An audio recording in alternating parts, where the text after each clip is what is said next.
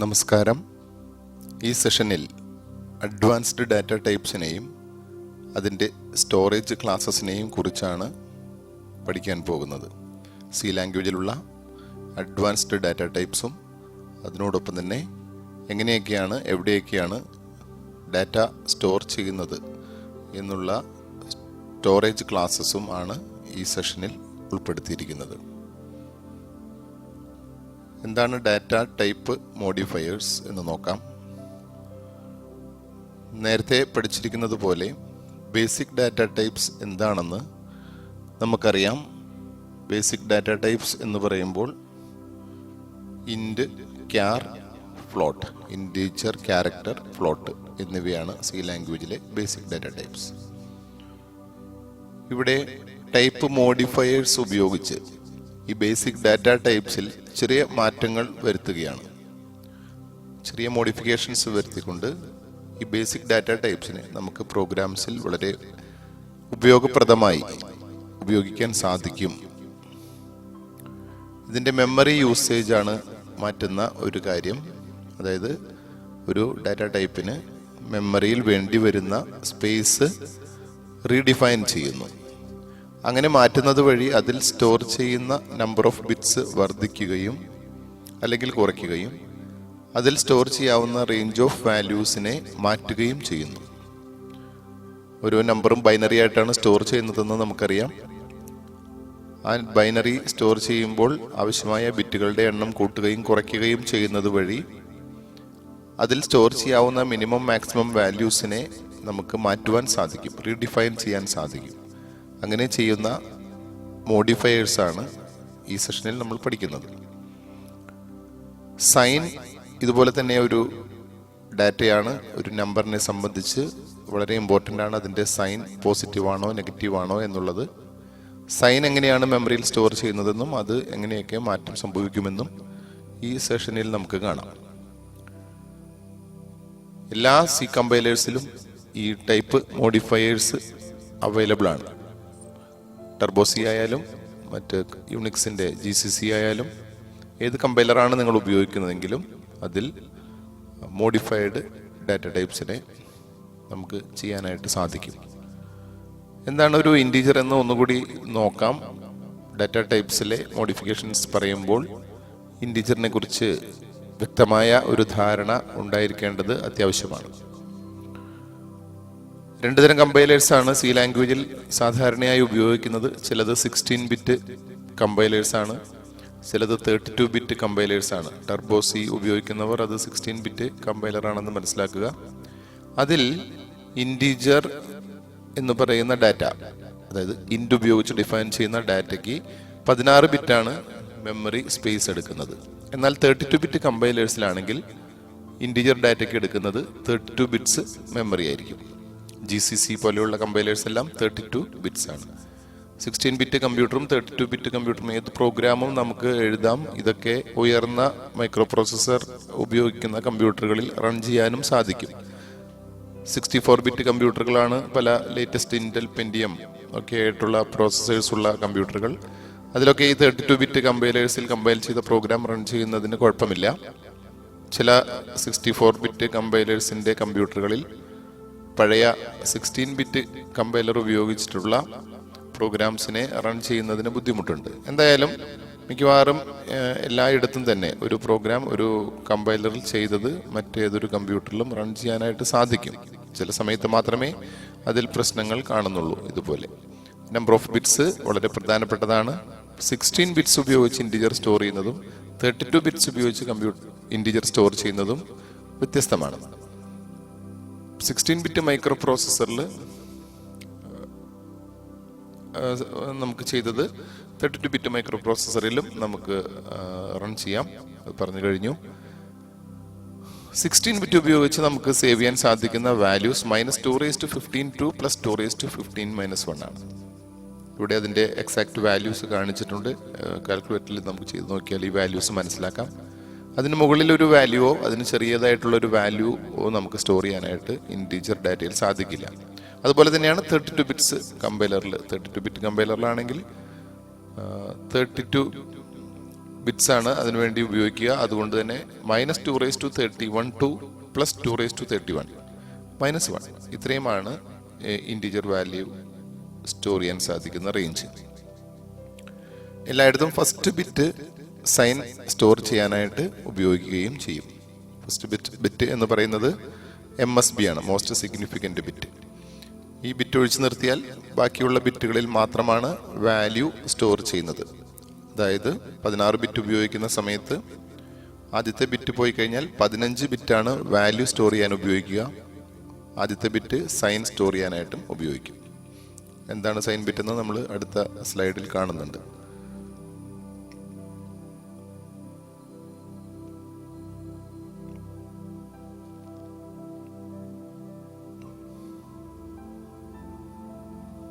ഇതാണ് long short modifiers എന്നാണ് ഇനി നോക്കുന്നത്. ലോങ് ആൻഡ് ഷോർട്ട് മോഡിഫയേഴ്സ് ഇത് രണ്ടും ഉപയോഗിക്കുന്നത് ന്യൂമറിക് വാല്യൂസിന്റെ ടൈപ്പിനെ മോഡിഫൈ ചെയ്യാൻ വേണ്ടിയിട്ടാണ്. ലോങ് ആൻഡ് ഷോർട്ട്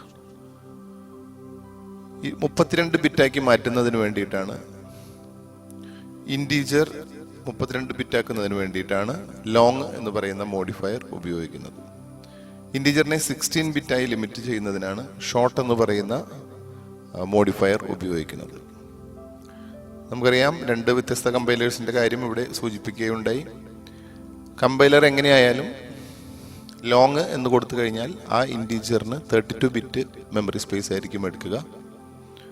ഷോർട്ട് കൂടി ആഡ് ചെയ്ത് കഴിഞ്ഞാൽ അതിന് 16 ബിറ്റ്സ് മാത്രമായിരിക്കും എടുക്കുക. എക്സാമ്പിൾസ് ഇവിടെ കാണിച്ചിട്ടുണ്ട് എങ്ങനെയാണ് ഒരു ഇൻറ്റീജറിനെ ലോങ്ങും ഷോർട്ടും ഉപയോഗിച്ച് മോഡിഫൈ ചെയ്യുന്നത് എന്ന് ഈ എക്സാമ്പിളിൽ നിന്ന് മനസ്സിലാക്കാം. ആദ്യം തന്നെ മോഡിഫയർ എഴുതുന്നു ലോങ്, അതിനുശേഷം ബേസിക് ഡാറ്റ ടൈപ്പിന്റെ പേര് എഴുതുന്നു ഇൻറ്റ്, അതിനുശേഷം വേരിയബിളിന്റെ പേര് എഴുതുന്നു. കുറച്ചുകൂടി ഷോർട്ടാക്കി ലോങ് വൈ എന്നും നമുക്ക് എഴുതാൻ സാധിക്കും. അതുപോലെ തന്നെ ഷോർട്ട് ബി എന്നും എഴുതാൻ സാധിക്കും. വ്യത്യസ്തങ്ങളായ രീതിയിൽ എങ്ങനെയാണ് ലോങ്ങും ഷോർട്ടും ഉപയോഗിക്കുന്നത് എന്ന് മനസ്സിലാക്കിയിരിക്കുന്നു. ഇവിടെ ഫണ്ടമെന്റൽ ഡിഫറൻസ് എന്ന് പറയുന്നത് ഇത്രയേ ഉള്ളൂ. ഏതൊരു ലോങ് ഇൻറ്റീജറും 32 ബിറ്റിലായിരിക്കും സേവ് ചെയ്യുക. 16 ബിറ്റ് കമ്പൈലർ ആണെങ്കിലും 32 ബിറ്റ് കമ്പൈലർ ആണെങ്കിലും. ഷോർട്ടിൻ്റെ ആണെങ്കിൽ 16 ബിറ്റ്സിലായിരിക്കും സ്റ്റോർ ചെയ്യുക ഏത് കമ്പൈലർ ആണെങ്കിലും. അൺസൈൻഡും സൈൻഡും എന്താണെന്ന് നോക്കാം. മോഡിഫയേഴ്സ് തന്നെയാണ് രണ്ടും. നേരത്തെ പറഞ്ഞതുപോലെ MSB ഫസ്റ്റ് ബിറ്റ് സൈനിനെ റെപ്രസെന്റ് ചെയ്യുന്നു. ഈ ഫസ്റ്റ് ബിറ്റ് 1 ആണെങ്കിൽ നമ്പർ നെഗറ്റീവായിട്ട് കണക്കാക്കുന്നു, അല്ലെങ്കിൽ നമ്പറിനെ പോസിറ്റീവായിട്ട് കണക്കാക്കുന്നു. പോസിറ്റീവ് നമ്പറിന്റെ കാര്യത്തിൽ ഒരു ഇൻറ്റിജർ ഡാറ്റയുടെ ആദ്യത്തെ ബിറ്റ് 0 ആയിരിക്കും. Int can be defined as unsigned. Unsigned ആക്കി നമുക്ക് ഡിഫൈൻ ചെയ്യാം. അതിന് സൈൻ ഉണ്ടാവില്ല. സൈൻ ഉണ്ടാവില്ല എന്ന് പറഞ്ഞാൽ സൈൻ ബിറ്റിന്റെ ആവശ്യമില്ല. സൈൻ ബിറ്റിന്റെ ആവശ്യമില്ല എന്ന് പറഞ്ഞു കഴിഞ്ഞാൽ that MSB can be used for value. Value store ചെയ്യാനായിട്ട് 16 ബിറ്റും നമുക്ക്, അല്ലെങ്കിൽ 32 ബിറ്റ് ആണെങ്കിൽ 32 ബിറ്റും നമുക്ക് ഉപയോഗിക്കാൻ സാധിക്കും. അതുകൊണ്ട് തന്നെ മൈനസ് വാല്യൂ സ്റ്റോർ ചെയ്യാനായിട്ട് ഇതിനകത്ത് സാധിക്കില്ല. എല്ലാ വാല്യൂസും പ്ലസ് വാല്യൂസ് അല്ലെങ്കിൽ സൈൻ ഇല്ലാത്ത വാല്യൂസ് ആയിട്ടായിരിക്കും കാണുന്നത്. സൈൻ ഇല്ലാത്ത വാല്യൂ എന്ന് പറഞ്ഞാൽ നമ്മുടെ കൺസെപ്റ്റ് അനുസരിച്ച് അത് പോസിറ്റീവ് വാല്യൂസ് ആയിട്ടാണ് കൺസിഡർ ചെയ്യുക. എന്തായാലും അൺസൈൻഡ് നമ്പേഴ്സിനെ സ്റ്റോർ ചെയ്യുമ്പോൾ ഇതിൽ സ്റ്റോർ ചെയ്യാവുന്ന വാല്യൂസ് എന്ന് പറയുന്നത് 0 to 4294967295. വളരെ വലിയൊരു നമ്പറാണ് 32 ബിറ്റ് കമ്പൈലറിന്റെ കാര്യത്തിൽ. അപ്പോൾ ഇതിന്റെ അഡ്വാൻറ്റേജ് എന്ന് പറയുന്നത് ലാർജസ്റ്റ് പോസിബിൾ വാല്യൂവിനെ ഡബിൾ ചെയ്യാനായിട്ട് നമുക്ക് ഈ ടൈപ്പ് മോഡിഫയേഴ്സ് കൊണ്ട് സാധിക്കും. ചില കാര്യങ്ങളിൽ, ചില പ്രോഗ്രാമുകളിൽ നമുക്കറിയാം ചില സമയത്ത് ഒരു പർട്ടിക്കുലർ വേരിയബിളിന് ഒരിക്കലും നെഗറ്റീവ് വാല്യൂ വരില്ല എന്ന് ഉറപ്പാണെങ്കിൽ നമുക്കതിനെ സൈൻഡ് അല്ലെങ്കിൽ അൺസൈൻഡ് ആയിട്ട് തന്നെ ഡിഫൈൻ ചെയ്യാം. എങ്ങനെയാണ് ഇത് കൊടുക്കുന്നതെന്ന് ഉള്ള എക്സാമ്പിൾ കാണിച്ചിരിക്കുന്നു. അൺസൈൻഡ് ഇൻറ്റ് n, ഒരു ഇൻറ്റീജറിനെ അൺസൈൻഡ് ആയിട്ട് ഡിഫൈൻ ചെയ്തിരിക്കുന്നു. പ്രത്യേകിച്ച് മോഡിഫയേഴ്സ് ഒന്നും കൊടുത്തില്ലെങ്കിൽ നമ്മൾ നേരത്തെ മറ്റുള്ള പ്രോഗ്രാംസിലൊക്കെ ചെയ്യുന്നത് പോലെ അത് സൈൻഡ് ആയിട്ടായിരിക്കും എടുക്കുക. ഡിഫോൾട്ട് എന്ന് പറയുന്നത് സൈൻഡ് ആണ്. അൺസൈൻഡ് എഴുതിയാൽ ആ സൈൻ ഇല്ലാതെയാക്കും. അൺസൈൻഡ് ക്യാരക്ടറും നമുക്ക് ഡിഫൈൻ ചെയ്യാം. എന്തിനാണ് അൺസൈൻഡ് ക്യാരക്ടർ? സാധാരണ ക്യാരക്ടർ എന്ന് പറഞ്ഞാൽ പോലും അത് ഡാറ്റ സ്റ്റോർ ചെയ്യുന്നത് 8 ബിറ്റ് മെമ്മറി ഉപയോഗിച്ചിട്ടാണ്. ആ 8 ബിറ്റിൽ നമുക്ക് സ്റ്റോർ ചെയ്യാവുന്ന വാല്യൂസ് -128 ടു 120 പ്ലസ് 127 വരെയാണെന്നറിയാം. ഈ റേഞ്ചിൽ സ്റ്റോർ ചെയ്യുമ്പോൾ ഇവിടെ സ്റ്റോർ ചെയ്യപ്പെടുന്നത് ഓരോ കീബോർഡ് ക്യാരക്ടറിൻ്റെയും ആസ്കി വാല്യൂ ആണ്. ആസ്കി വാല്യൂ ആണ് സ്റ്റോർ ചെയ്യുന്നത്. ആസ്കി വാല്യൂ സ്റ്റോർ ചെയ്യുമ്പോൾ ഓരോ ക്യാരക്ടറിനും, ഫോർ എക്സാമ്പിൾ ക്യാപിറ്റൽ എയുടെ ആസ്കി വാല്യൂ 65 ആണ്. Small A capital value ASCII value 97 ആണ്. ഇതുപോലെ നമുക്ക് ഓരോ ക്യാരക്ടറിൻ്റെയും ആസ്കി വാല്യൂ ഉപയോഗിച്ച് ചില സമയങ്ങളിൽ പ്രോഗ്രാംസ് എഴുതാനായിട്ട് സാധിക്കും. എങ്ങനെയൊക്കെ ഉപയോഗിച്ചാലും മാക്സിമം ഒരു കീബോർഡിലുള്ള നമ്പർ ഓഫ് ക്യാരക്ടേഴ്സിൻ്റെ എണ്ണമൊക്കെ അനുസരിച്ച് നമുക്ക് വേണ്ടി വരുന്നത് 127 വരെയാണ്. ആസ്കി വാല്യൂ അതിൽ മാക്സിമം ലിമിറ്റായിട്ട് നിജപ്പെടുത്തിയിരിക്കുന്നു. അൺസൈൻഡ് ക്യാരക്ടർ കൊടുക്കുമ്പോൾ സൈൻ ബിറ്റ് ഉണ്ടാവില്ല. അതായത് MSB നഷ്ടപ്പെട്ടു, MSBയിൽ സൈൻ സ്റ്റോർ ചെയ്യേണ്ട ആവശ്യമില്ല. പക്ഷേ അവിടെ നമുക്ക് വാല്യൂ സ്റ്റോർ ചെയ്യാം. അങ്ങനെയാകുമ്പോൾ വാല്യൂ റേഞ്ച് 0 to 255 ആയിട്ട് മാറും. ആക്ച്വലി ക്യാരക്ടറിൻ്റെ കാര്യത്തിൽ ഇത് അത്രയ്ക്ക് വലിയ ആവശ്യമില്ല.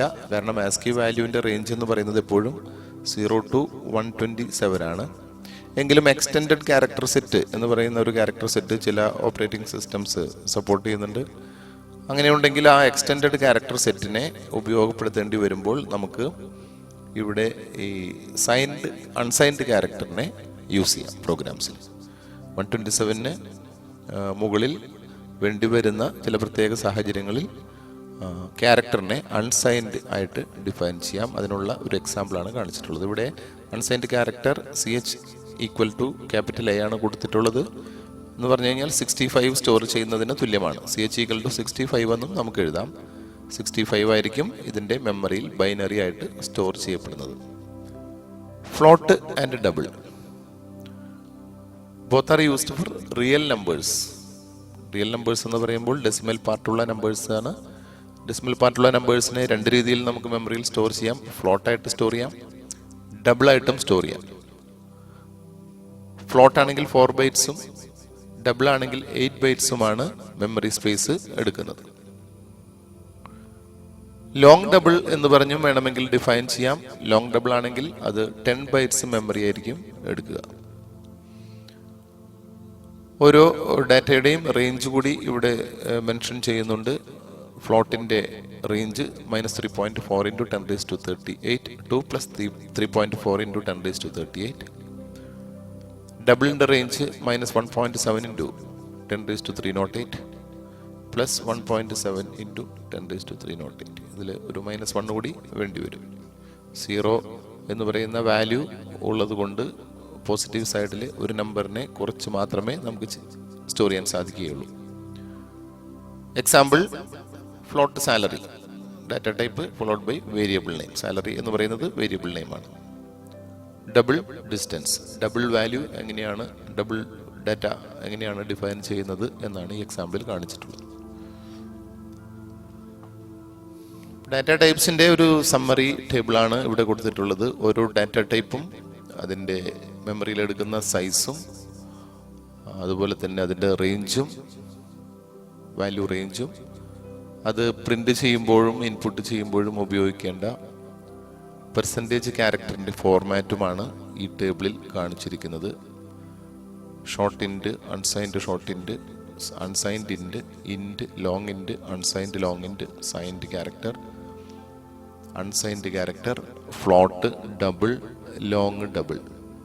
ഇതിൻ്റെ എല്ലാം വാല്യൂ റേഞ്ചും എങ്ങനെയാണ് പെർസെൻറ്റേജ് ഉപയോഗിച്ച് ഇവയെ പ്രിൻ്റ് ചെയ്യുന്നത് എന്നും ഈ ടേബിളിൽ നിന്ന് മനസ്സിലാക്കാം. ഇത്രയും സമയം പറഞ്ഞ ഡാറ്റ ടൈപ്സിൻ്റെ അല്ലെങ്കിൽ മോഡിഫൈഡ് ഡാറ്റ ടൈപ്സിൻ്റെ ഒരു സമ്മറി ഷീറ്റാണ് ഇവിടെ കാണിച്ചിട്ടുള്ളത്. ഇനി എന്താണ് സ്റ്റോറേജ് ക്ലാസ് എന്ന് നോക്കാം. സ്റ്റോറേജ് ക്ലാസ് എന്ന് പറയുമ്പോൾ ആ വേർഡിൽ തന്നെ അതിൻ്റെ മീനിങ് ഉണ്ട്. എന്തിനൊക്കെയാണ് വേണ്ടിയിട്ടാണ് സ്റ്റോറേജ് ക്ലാസ് ഉപയോഗിക്കുന്നത്, എവിടെയാണ് ഡാറ്റ സ്റ്റോർ ചെയ്യുന്നതെന്ന് തീരുമാനിക്കാൻ സാധിക്കും. രണ്ട് സ്ഥലങ്ങളിലാണ് കമ്പ്യൂട്ടറിനകത്ത് ഡാറ്റ സ്റ്റോർ ചെയ്യാൻ സാധിക്കുക. ഒന്ന് മെമ്മറി അല്ലെങ്കിൽ CPU രജിസ്റ്റേഴ്സ്. വളരെ പരിമിതമായ രജിസ്റ്റേഴ്സ് മാത്രമേ CPUവിനുള്ളൂ. വളരെ കുറച്ച് ഡാറ്റ മാത്രമേ CPUവിൽ സ്റ്റോർ ചെയ്യാൻ സാധിക്കൂ. പക്ഷേ മെമ്മറിയിൽ അങ്ങനെയല്ല, ഒത്തിരി ഡാറ്റ സ്റ്റോർ ചെയ്യാൻ സാധിക്കും. മെമ്മറി എന്ന് പറയുമ്പോൾ ഇവിടെ ഉദ്ദേശിക്കുന്നത് പ്രൈമറി മെമ്മറിയാണ്. പ്രൈമറി മെമ്മറിയിലാണോ അല്ലെങ്കിൽ CPU രജിസ്റ്ററിലാണോ ഡാറ്റ സ്റ്റോർ ചെയ്യേണ്ടതെന്ന് തീരുമാനിക്കാൻ സ്റ്റോറേജ് ക്ലാസ്സിന് സാധിക്കും. ഡിഫോൾട്ട് ഇനീഷ്യൽ വാല്യൂ എന്താണെന്ന് തീരുമാനിക്കുന്നതും സ്റ്റോറേജ് ക്ലാസ് ആണ്. ഡിഫോൾട്ട് ഇനീഷ്യൽ വാല്യൂ എന്ന് പറയുമ്പോൾ ഒരു വേരിയബിളിനെ നാം ഡിഫൈൻ ചെയ്യുകയും അതിന് പ്രത്യേകിച്ച് വാല്യൂ ഒന്നും അസൈൻ ചെയ്യാതിരിക്കുകയും ചെയ്യുന്ന സാഹചര്യത്തിൽ ഈ വേരിയബിളിൽ എന്താണ് സ്റ്റോർ ചെയ്യേണ്ടത് എന്ന് തീരുമാനിക്കുന്നതും സ്റ്റോറേജ് ക്ലാസ് ആണ്. സ്കോപ്പ് ഓഫ് എ വേരിയബിൾ എന്താണെന്നറിയാം. ഒരു വേരിയബിൾ എവിടെ മുതൽ എവിടം വരെയുള്ള ബ്ലോക്കിലാണ് അവൈലബിൾ ആകുന്നത്, ഏതൊക്കെ ബ്ലോക്കിൽ ഏതൊക്കെ വേരിയബിൾസിനെ ഉപയോഗിക്കാൻ സാധിക്കും, അല്ലെങ്കിൽ അതിനെയാണ് നമ്മൾ സ്കോപ്പ് എന്നുള്ള വാക്കുകൊണ്ട് ഉദ്ദേശിക്കുക. ഒരു വേരിയബിളിൻ്റെ സ്കോപ്പ് തീരുമാനിക്കുന്നതിലും സ്റ്റോറേജ് ക്ലാസ്സിന് സാധ്യതയുണ്ട്. അതുപോലെ ലൈഫ് ഓഫ് എ വേരിയബിൾ, ഒരു വേരിയബിളിൻ്റെ ലൈഫ് എന്ന് പറയുന്നത് ഈ വേരിയബിൾ എപ്പോഴാണ് ഉണ്ടാകുന്നത്, എപ്പോഴാണ് ആ വേരിയബിൾ ഇല്ലാതാകുന്നത്. മെമ്മറിയിൽ ഒരു വേരിയബിൾ ഉണ്ടാകുകയും ഇല്ലാതാകുകയും ചെയ്യുന്ന സന്ദർഭങ്ങളുണ്ട്. അത് ഓട്ടോമാറ്റിക്കായിട്ട് സംഭവിക്കുന്നു. അങ്ങനെ സംഭവിക്കുമ്പോൾ അത് എവിടെ വെച്ചാണ് സംഭവിക്കുക, എവിടെ വെച്ചാണ് അത് എൻഡ് ആവുക എന്നുള്ള രണ്ട് കാര്യങ്ങൾ, അതിനെയാണ് ലൈഫ് ഓഫ് എ വേരിയബിൾ എന്ന് പറയുന്നത്. ഇത് തീരുമാനിക്കുന്നതിനും സ്റ്റോറേജ് ക്ലാസ്സിന് പങ്കുണ്ട്. 4 സ്റ്റോറേജ് ക്ലാസ്സസ് ആണ് സി ലാംഗ്വേജിലുള്ളത്. ഓട്ടോമാറ്റിക്കിൻ്റെ ഷോർട്ട് ഫോമായിട്ടാണ് ഓട്ടോ കൊടുത്തിട്ടുള്ളത്. Register, static, external. ഈ 4 സ്റ്റോറേജ് ക്ലാസ്സസിനെ കുറിച്ചാണ് ഇനി പറയാൻ പോകുന്നത്. ഓട്ടോമാറ്റിക് സ്റ്റോറേജ് ക്ലാസ് മെമ്മറിയിൽ സ്റ്റോർ ചെയ്യുന്ന ഡാറ്റ ടൈപ്സ് ആയിരിക്കും ഓട്ടോമാറ്റിക് എന്ന് പറയുമ്പോൾ ഇവിടെ ഡിഫൈൻ ചെയ്യപ്പെടുന്നത്. ഇനീഷ്യൽ വാല്യൂ അൺപ്രഡിക്റ്റബിൾ ആണ്. പ്രത്യേകിച്ച് ഒരു സീറോയൊന്നും ഇനീഷ്യലൈസ് ചെയ്യുന്നില്ല. എന്തെങ്കിലും ഒരു വാല്യൂ, ഒരു ജങ്ക് വാല്യൂ അതിലേക്ക് സ്റ്റോർ ചെയ്യും. അത് എത്രയാണെന്നൊന്നും നമുക്ക് മുൻകൂട്ടി പറയാൻ പറ്റില്ല. അതുകൊണ്ടാണ് unpredictable initial value. Scope local to the block in which it is defined. എവിടെയാണോ ഡിഫൈൻ ചെയ്യപ്പെടുന്നത് ആ ബ്ലോക്കിന്റെ അകത്ത് മാത്രമായിരിക്കും ഈ ഓട്ടോമാറ്റിക് വേരിയബിൾ ഉപയോഗിക്കാൻ സാധിക്കുക. ലൈഫ് എന്ന് പറയുന്നത് till the end of block. ആ ബ്ലോക്ക് അവസാനിക്കുമ്പോൾ ആ വേരിയബിൾ ഓട്ടോമാറ്റിക്കായിട്ട് തന്നെ മെമ്മറിയിൽ നിന്ന് ഡിസ്ട്രോയ് ചെയ്യപ്പെടും. ബ്ലോക്ക് വേരിയബിൾ ഡിഫൈൻ ചെയ്യുമ്പോൾ മെമ്മറിയിൽ ഉണ്ടാവുകയും ബ്ലോക്ക് അവസാനിക്കുമ്പോൾ ആ മെമ്മറിയിൽ നിന്ന് ഡിലീറ്റ് ചെയ്യുകയും ചെയ്യപ്പെടുന്ന വേരിയബിളാണ് ഓട്ടോമാറ്റിക് വേരിയബിൾസ്. ഓട്ടോ എന്നുള്ള കീവേഡ് ഉപയോഗിച്ചിട്ടാണ് നാം ഇതിനെ ഡിഫൈൻ ചെയ്യുന്നത്. നമ്മൾ പ്രത്യേകിച്ചൊന്നും കൊടുത്തില്ലെങ്കിലും എല്ലാ വേരിയബിൾസും ഓട്ടോ ആയിട്ടാണ് ഡിഫോൾട്ട് ഡെഫിനിഷൻ നടക്കുന്നത്. അതെന്താണെന്ന് കൃത്യമായിട്ട് മനസ്സിലാക്കാൻ നിങ്ങൾക്ക് ഈ പോയിന്റ്സ് ഉപയോഗപ്പെടുത്താം. ഓട്ടോ ഇൻഡ് എക്സ് എന്ന് വേണമെങ്കിൽ എഴുതാം. ഇൻഡ് എക്സ് എന്ന് മാത്രം എഴുതുമ്പോഴും അത് ഓട്ടോ ഇൻഡ് എക്സ് ആയിട്ടാണ് കമ്പൈലർ കൺസിഡർ ചെയ്യുന്നത്. രണ്ടാമത്തെ storage class register storage class. ഇത് CPU രജിസ്റ്ററിലാണ് സ്റ്റോർ ചെയ്യുന്നത്. CPU രജിസ്റ്റർ എന്ന് പറയുമ്പോൾ CPUവിൽ ഡാറ്റ സ്റ്റോർ ചെയ്യാൻ വേണ്ടി ചില രജിസ്റ്റേഴ്സ് അവൈലബിൾ ആണ്. എന്താണ് CPU രജിസ്റ്ററിൽ സ്റ്റോർ ചെയ്യുമ്പോഴുള്ള അഡ്വാൻറ്റേജ് എന്ന് ചോദിച്ചു കഴിഞ്ഞാൽ, അതിലേക്ക് ഡാറ്റ കൊടുത്തു കഴിഞ്ഞാൽ വളരെ പെട്ടെന്ന് തന്നെ പ്രോസസ്സറിന് അതിലുള്ള വാല്യൂസിനെ ആക്സസ് ചെയ്യാൻ സാധിക്കും. വളരെ ഫാസ്റ്റായിട്ടുള്ള പ്രോസസ്സിങ് നടത്താൻ ഇത് ഉപയോഗപ്പെടുത്താം. മെമ്മറിയിലാണെങ്കിൽ മെമ്മറിയിൽ നിന്ന് ഡാറ്റയെ ഫെച്ച് ചെയ്ത് കൊണ്ടുവന്നിട്ട് മാത്രമേ പ്രോസസ്സ് ചെയ്യാൻ സാധിക്കൂ. ഇവിടെ അത് വേണ്ട, രജിസ്റ്ററിൽ നേരിട്ട് ഡാറ്റ കൊടുക്കുന്ന ഒരു രീതിയാണ്. ഡിഫോൾട്ട് ഇനീഷ്യൽ വാല്യൂ നേരത്തെ പറഞ്ഞതുപോലെ തന്നെ അൺപ്രഡിക്റ്റബിൾ, എന്താണെന്ന് നമുക്ക് മുൻകൂട്ടി പറയാൻ പറ്റില്ല, ജങ്ക് വാല്യൂ ആയിരിക്കും. സ്കോപ്പ് എന്ന് പറയുന്നതും ലോക്കൽ വേരിയബിൾ ആയിട്ടാണ്. ഒരു ഡിഫൈൻ ചെയ്യുന്ന ബ്ലോക്കിനകത്ത് മാത്രമായിരിക്കും അതിൻ്റെ സ്കോപ്പ്. ലൈഫ് നേരത്തെ പറഞ്ഞതുപോലെ തന്നെ എൻഡ് ഓഫ് ദ ബ്ലോക്കിൽ അവസാനിക്കുകയും ബ്ലോക്ക് ആരംഭിക്കുമ്പോൾ ജീവൻ വയ്ക്കുകയും ചെയ്യുന്ന ഒരു വേരിയബിളാണ് രജിസ്റ്റർ വേരിയബിൾ. ഇതിനുപയോഗിക്കുന്ന കീവേഡ് രജിസ്റ്റർ എന്ന് തന്നെയാണ്. എക്സാമ്പിളാണ് രജിസ്റ്റർ ഇൻഡ് എക്സ്. ഇൻറ്റിജേഴ്സ് മാത്രമേ രജിസ്റ്റർ ആയിട്ട് നമുക്ക് സ്റ്റോർ ചെയ്യാൻ സാധിക്കുകയുള്ളൂ. കാരണം പ്രോസസ്സറിൻ്റെ രജിസ്റ്റേഴ്സിൻ്റെ സൈസ് എന്ന് പറയുന്നത് ചിലപ്പോൾ 16 ബിറ്റ്, 13 ബിറ്റ്, 32 ബിറ്റ്, 64 ബിറ്റ് ഒക്കെ ആയിരിക്കും. അതിൽ കൂടുതലൊന്നും സ്റ്റോർ ചെയ്യാൻ സാധിക്കില്ല. അതുകൊണ്ട് തന്നെ ഇൻറ്റിജേഴ്സിനെ മാത്രമാണ് രജിസ്റ്റർ വേരിയബിളായി ഡിഫൈൻ ചെയ്യാൻ പെർമിറ്റ് ചെയ്തിട്ടുള്ളത്. രജിസ്റ്റർ ചിലപ്പോൾ ഫ്രീ ആയി കിട്ടണമെന്നില്ല. അങ്ങനെയുള്ള സന്ദർഭങ്ങളിൽ കമ്പൈലർ തന്നെ ഇതിനെ ഓട്ടോമാറ്റിക്കായിട്ട് റൺ ടൈമിൽ ഈ വേരിയബിൾ തനിയെ ഓട്ടോമാറ്റിക് വേരിയബിളായിട്ട് മാറും. അതായത് രജിസ്റ്ററിൽ സ്ഥലമില്ലാത്ത ഒരു അവസ്ഥ വന്നു കഴിഞ്ഞാൽ ഇങ്ങനെ ഡിഫൈൻ ചെയ്തിരിക്കുന്ന വേരിയബിൾസ് നമ്മളറിയാതെ തന്നെ മെമ്മറിയിലേക്ക് ചേഞ്ച് ചെയ്യപ്പെടും. ലൂപ്പിൻ്റെ ഇൻഡെക്സ് വേരിയബിൾ പോലെയുള്ള വളരെ ഫാസ്റ്റായിട്ട് ആഡ് ചെയ്യുകയും സബ്ട്രാക്ട് ചെയ്യുകയും ഒക്കെ ചെയ്യേണ്ട വേരിയബിൾസിനെയാണ് നമ്മൾ രജിസ്റ്റർ വേരിയബിളായിട്ട് കൊടുക്കാറുള്ളത്. എങ്കിലും അങ്ങനെ അധികം പ്രോഗ്രാമുകളിൽ അധികം ഉപയോഗിക്കുന്ന ഒരു വേരിയബിൾ അല്ല, സ്റ്റോറേജ് ക്ലാസ് അല്ല രജിസ്റ്റർ സ്റ്റോറേജ് ക്ലാസ്.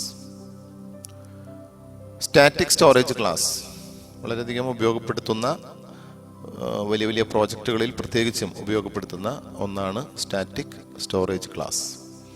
ഇത് സ്റ്റോർ ചെയ്യുന്നത് മെമ്മറിയിലാണ്. ഇതിൻ്റെ ഇനീഷ്യൽ വാല്യൂ 0 ആണ് എന്നുള്ളതാണ് പ്രത്യേകത. മറ്റ് നേരത്തെ പറഞ്ഞ 2 സ്റ്റോറേജ് ക്ലാസ്സുകൾക്കും ഇനീഷ്യൽ വാല്യൂ അൺപ്രഡിക്റ്റബിൾ ആണെങ്കിൽ സ്റ്റാറ്റിക് സ്റ്റോറേജ് ക്ലാസ്സിൽ ഇനീഷ്യൽ വാല്യൂ നാം കൊടുത്തില്ലെങ്കിൽ അത് 0 ആയിട്ട് തന്നെയായിരിക്കും കമ്പൈലർ എടുക്കുന്നത്. ഇതിൻ്റെ സ്കോപ്പ് എന്ന് പറയുന്നത് local to which function is defined, block the variable is defined. ഏത് ഫംഗ്ഷനിലാണോ അല്ലെങ്കിൽ ഏത് ബ്ലോക്കിലാണോ ഡിഫൈൻ ചെയ്യുന്നത് അതിനകത്തായിരിക്കും അതിൻ്റെ സ്കോപ്പ്. ഇവിടെ ലൈഫിലാണ് ഏറ്റവും വലിയ വ്യത്യാസം വന്നിട്ടുള്ളത്. Value not destroyed between function calls. Function കോളിനിടയ്ക്ക് മറ്റെല്ലാ വേരിയബിൾസും ഫംഗ്ഷൻ എക്സിറ്റ് ആയി കഴിയുമ്പോൾ തന്നെ മെമ്മറിയിൽ നിന്ന് ഡിസ്ട്രോയ് ചെയ്യപ്പെടും. പക്ഷേ സ്റ്റാറ്റിക് വേരിയബിൾസ് ഡിസ്ട്രോയ് ചെയ്യുന്നില്ല.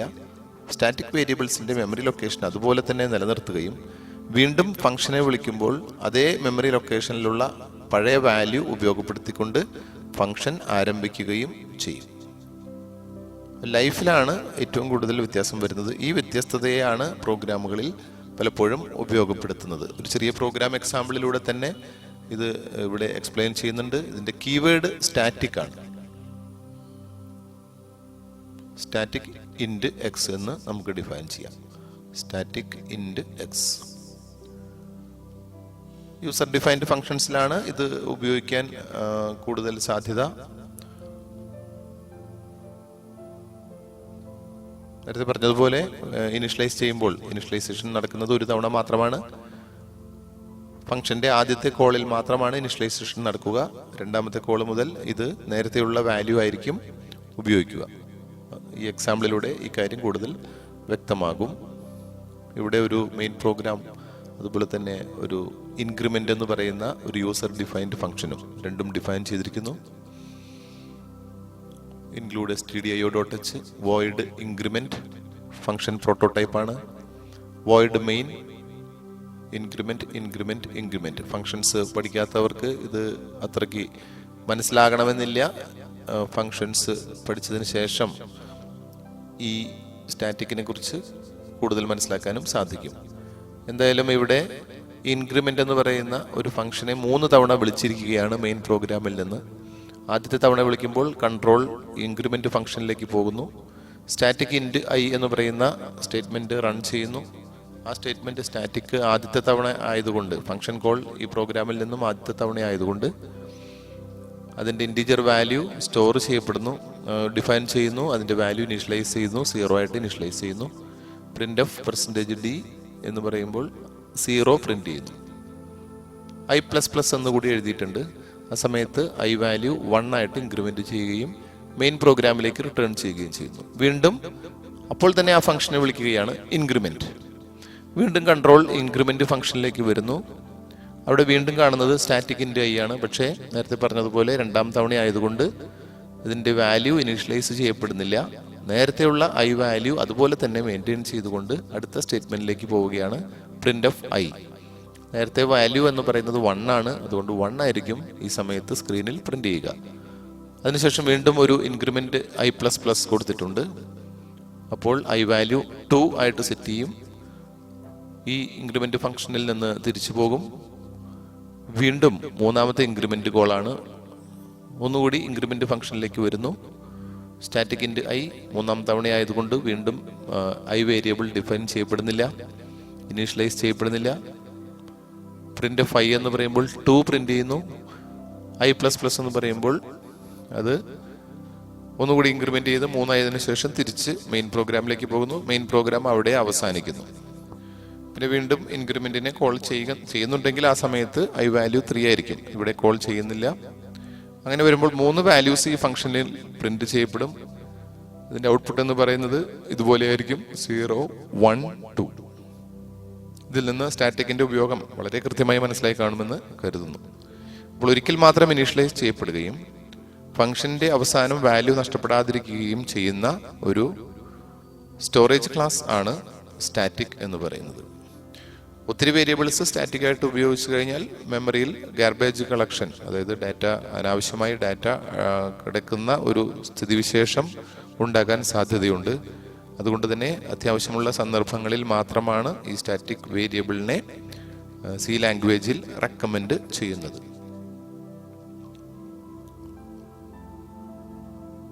എക്സ്റ്റേണൽ സ്റ്റോറേജ് ക്ലാസ് എന്താണ്? എക്സ്റ്റേണൽ സ്റ്റോറേജ് ക്ലാസ് എന്ന് നോക്കാം. മെമ്മറിയിൽ തന്നെയാണ് ഡാറ്റ സ്റ്റോർ ചെയ്യുന്നത്. ഇനീഷ്യൽ വാല്യൂ 0 ആണ്. സ്കോപ്പിലാണ് ഇവിടെ വ്യത്യാസം വരുന്നത്. സ്കോപ്പ് എന്ന് പറയുന്നത് ഗ്ലോബലാണ്. ഗ്ലോബൽ എന്ന് പറഞ്ഞാൽ നമുക്കറിയാം, ഒരു പ്രോഗ്രാമിന്റെ മെയിൻ പ്രോഗ്രാമിലോ ഫംഗ്ഷനിലോ എവിടെ വേണമെങ്കിലും ഒരു പ്രോഗ്രാം ആരംഭിച്ചാൽ ആ പ്രോഗ്രാം അവസാനിക്കുന്നത് വരെയുള്ള എവിടെ വെച്ച് വേണമെങ്കിലും നമുക്ക് ഈ വേരിയബിളിനെ ആക്സസ് ചെയ്യാം. എവിടെ വെച്ച് വാല്യൂ ചേഞ്ച് ചെയ്താലും അത് പ്രോഗ്രാമിൽ മുഴുവൻ റിഫ്ലക്റ്റ് ചെയ്യപ്പെടുകയും ചെയ്യും. ലൈഫ് എന്ന് പറയുന്നത് end of the program execution ആണ്. പ്രോഗ്രാം എപ്പോഴാണ് അവസാനിക്കുന്നത് അപ്പോൾ മാത്രമേ ഈ മെമ്മറി വേരിയബിൾ ഡിസ്ട്രോയ് ചെയ്യപ്പെടുകയുള്ളൂ. എക്സ്റ്റേൺ എന്ന് പറയുന്ന കീവേഡാണ് ഇതിനുവേണ്ടി ഉപയോഗിക്കുന്നത്. എക്സാമ്പിൾ ആണ് എക്സ്റ്റേൺ ഇൻറ്റ് എക്സ്.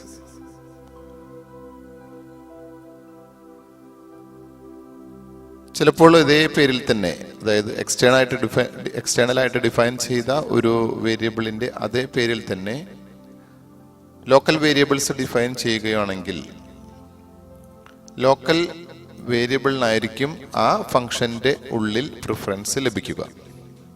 ഒരേ പേരിലുള്ള ഗ്ലോബൽ വേരിയബിളിനെയും ലോക്കൽ വേരിയബിളിനെയും കണ്ടാൽ സി ലാംഗ്വേജിൽ ലോക്കൽ വേരിയബിളിനായിരിക്കും മുൻഗണന ലഭിക്കുക. ഗ്ലോബൽ വേരിയബിളിനെ അത് ആ ഫംഗ്ഷനിൽ അല്ലെങ്കിൽ ആ ബ്ലോക്കിൽ ഉപയോഗിക്കാൻ സാധിക്കുകയില്ല. അപ്പം അതുകൊണ്ട് വേരിയബിൾ നെയിം കൊടുക്കുമ്പോൾ എല്ലായിടത്തും ഉപയോഗിക്കണമെങ്കിൽ എക്സ്റ്റേണൽ വേരിയബിൾസിന്റെ പേരിൽ പിന്നെ മറ്റൊരു ലോക്കൽ വേരിയബിൾസും ഡിഫൈൻ ചെയ്യാതിരിക്കാൻ ശ്രദ്ധിക്കണം. ഇത്രയുമാണ് ഈ സെഷനിൽ പറയാൻ ഉദ്ദേശിക്കുന്നത്. വളരെ ചെറിയ ഒരു സെഷനാണ്. Storage class and data type, modifiers എല്ലാം വ്യക്തമായി മനസ്സിലായി കാണുമെന്ന് കരുതുന്നു. ഇത്രയും സമയം ഈ ക്ലാസ് കേട്ട നിങ്ങൾക്ക് നന്ദി. ഈ ചാനൽ ഇതുവരെയും സബ്സ്ക്രൈബ് ചെയ്തിട്ടില്ലെങ്കിൽ അത് സബ്സ്ക്രൈബ് ചെയ്യുകയും ബെൽ ബട്ടൺ ക്ലിക്ക് ചെയ്യുകയും ചെയ്താൽ ഇനിയുള്ള ട്യൂട്ടോറിയൽ വീഡിയോസ് നിങ്ങൾക്ക് ലഭിക്കുന്നതിന് സഹായിക്കും. Thank you.